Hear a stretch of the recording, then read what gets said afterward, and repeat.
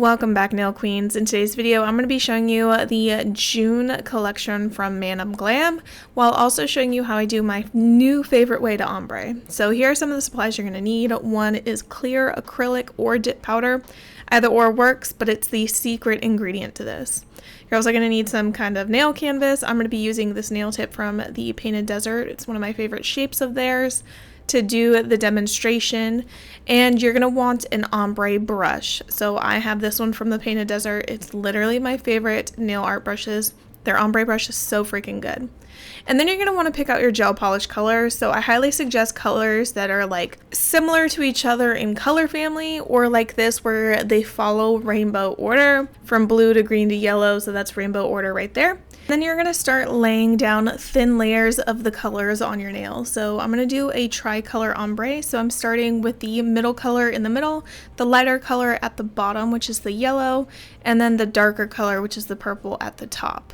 So I'm definitely following the rainbow order as you should. Make sure you work in thin layers. You do not want to add too much gel polish. It can be a hot mess. Just less is more. Then you're going to take your ombre brush and you're going to break the seam, like the line right here, and you're just going to blend those two colors together. So I'm blending the purple and the turquoise together, or teal, whatever we want to call that. And I'm just gently blending right there, and I'm going to wipe my brush on my little lint-free wipe pad over on the side right here before I blend in the yellow and the green as well. And the reason why you wipe in between blending colors is because you don't want to contaminate that yellow with purple. And then wipe again really well, and then start from the top and then work your way side to side, working your way down to the bottom where the yellow is. So what I'm doing is I'm tapping and pulling, tapping and pulling, tapping and pulling.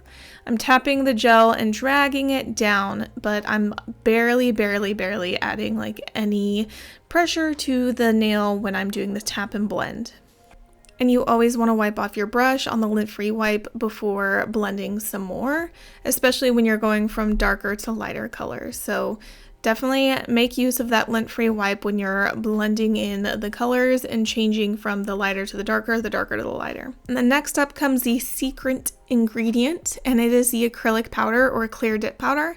So before you cure that gel polish in your lamp, you want to pour over clear powder over the gel that you just blended together, and then go pop that in your lamp for 60 seconds and cure it. When it's cured, you're going to come back and use a stiff dusting brush and dust off any excess acrylic or clear powder.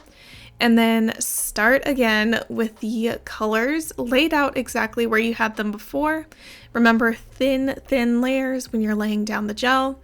And then you're going to start blending things together the same way you did the first time, where you're breaking those seals, like blending where the lines meet, the colors meet, and then you're going to go through and blend the whole thing.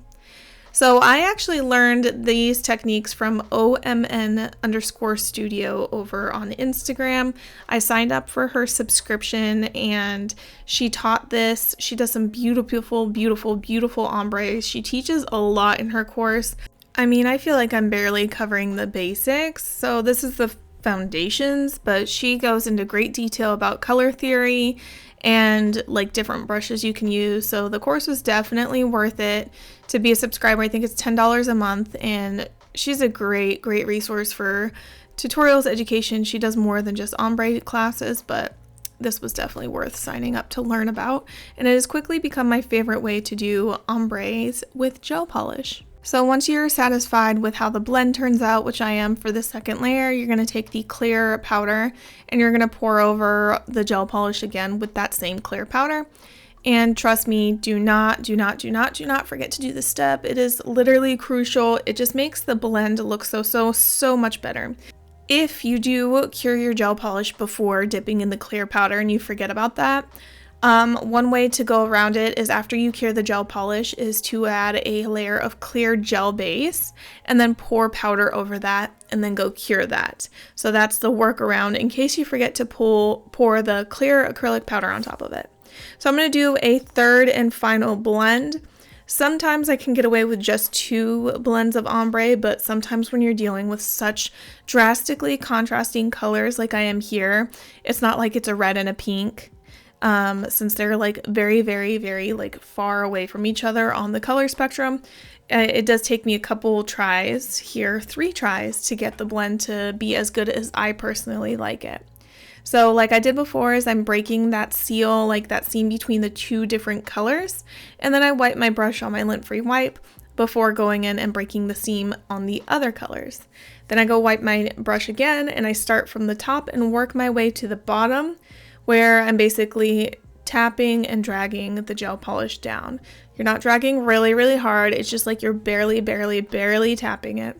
And practice makes perfect, so I would suggest, if you're going to try this out at home, to try it out on a nail tip or a swatch stick first. Give it a couple goes, try different color combos, and get comfortable with this technique first before trying it on your nails.